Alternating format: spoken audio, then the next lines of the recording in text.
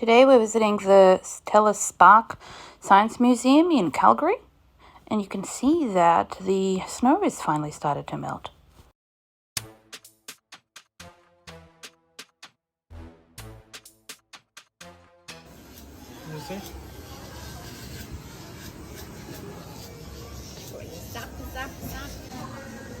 We'll go to the theatre eventually. Now we're just going to look at how we light things up. Yep, pinch it. It turned off. Turn it back on.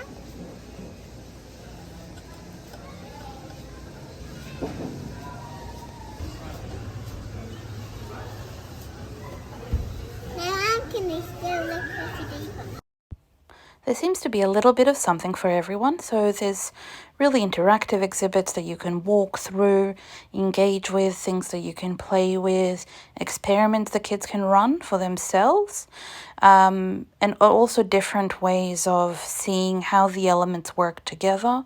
So here we were looking at the flow of water. Honestly, I think she could have just stayed at this part of the museum for the rest of the day and been perfectly content. What do you think of these? What are I going to do with this? We just look at them. They're all different colors of the sky, aren't they? Sophia. Wow. Sophia, what's in here?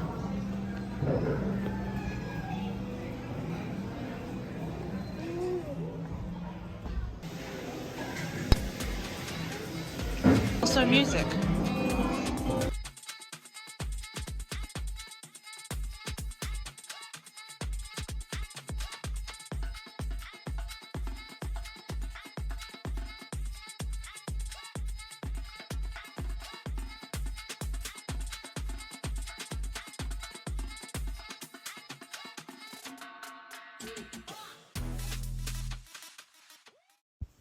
This was my favorite exhibit. So it was called the Quantum Sandbox.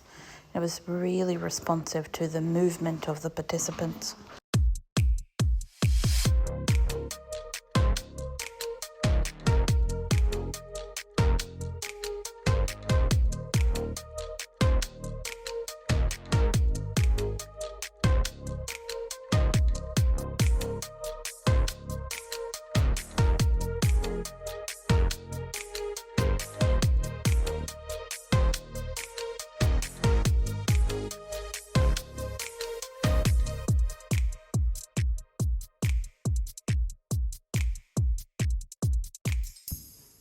There was also an SES exhibit, which let the kids try out different rescue missions.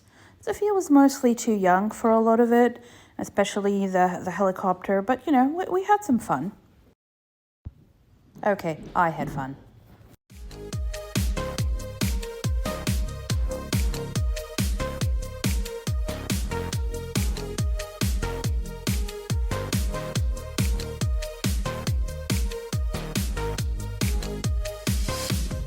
Infinity Dome is exactly what you imagine.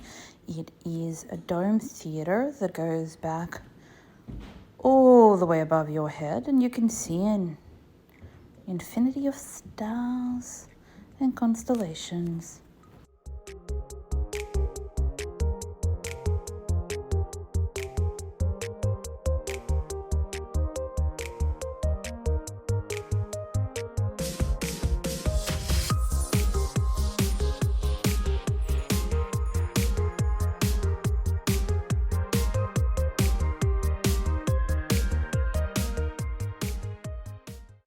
Now, this was absolutely my favorite exhibit. I loved it so much I did it twice.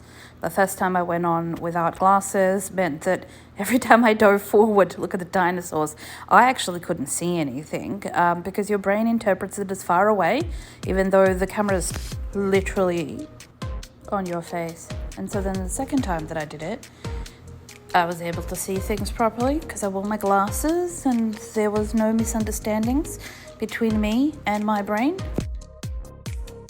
Andrew, on the other hand, says that he felt motion sick for 2 hours afterwards. It's an amazing VR experience. It didn't cost anything extra.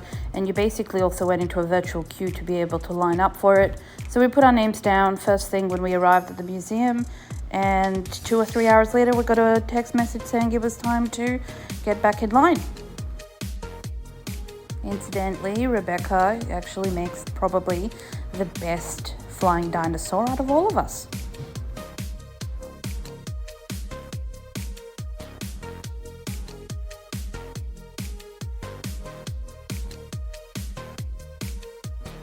And whilst I wasn't enamored with their gift shop, and I've never met a gift shop I didn't like, I absolutely loved the little cafe. My favorite thing was all of the ice creams that were named after all of the different planets, and then poor Pluto right at the end being just a plain soft serve. Oh, it broke my heart. Anyway, obviously we then had to have ice cream. And then it was back to the wild outdoors and our adventures with Canadian wild. Yeah, it was another squirrel. It was just me following another squirrel through a forest. Again. But can you blame me?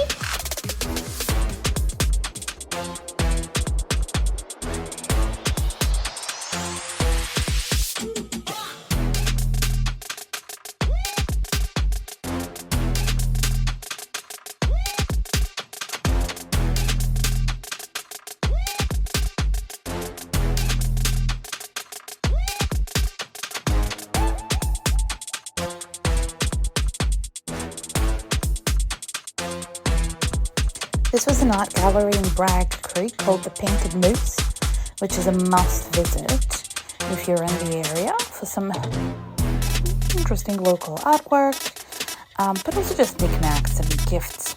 We then went for lunch.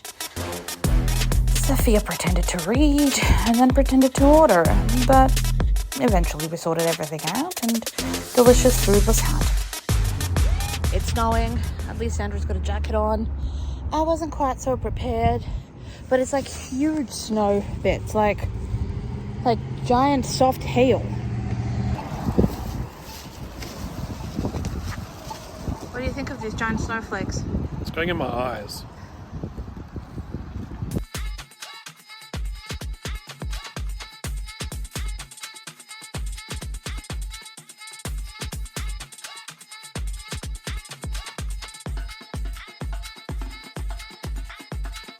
The next day we headed out to the Rockies so that we could visit Canmore and Banff. You're supposed to get a pass if you're going to park in the national park. If you're not going to stop, then obviously you can just keep driving. There's some interesting places to really check out at Banff, obviously, but the Wildflower Bakery was incredibly popular with everybody and quite a long wait to get in, but it was definitely worth it. And then there was this little tea stall that tickled my fancy, and I took quite a liking to all of the amazing little blends that they had. But the entire time, the song Jolene just kept going through my head whilst I was there. So whilst I won't subject you to that for copyright reasons, if you are in Banff, have a look at Jolene's teas.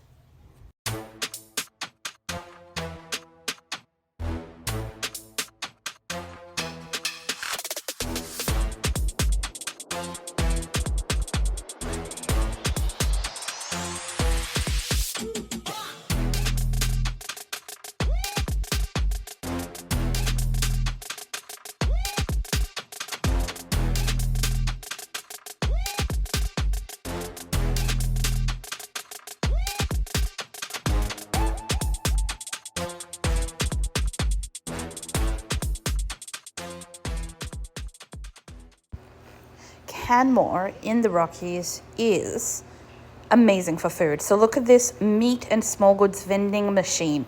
Open 24 hours. You want smoked bison brisket? You can. Got some really good steaks, really interesting meat. Got some bison, got some elk. Had burgers. It was just spectacular.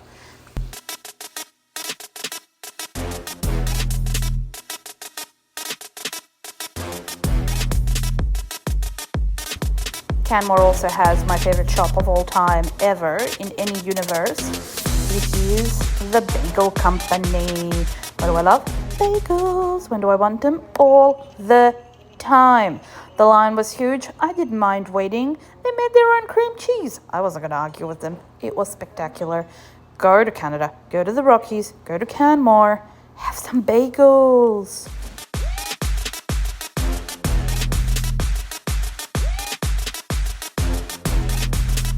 Actually, their coffee was also really decent. Like, I can't fault their coffee. And then we were back on the road.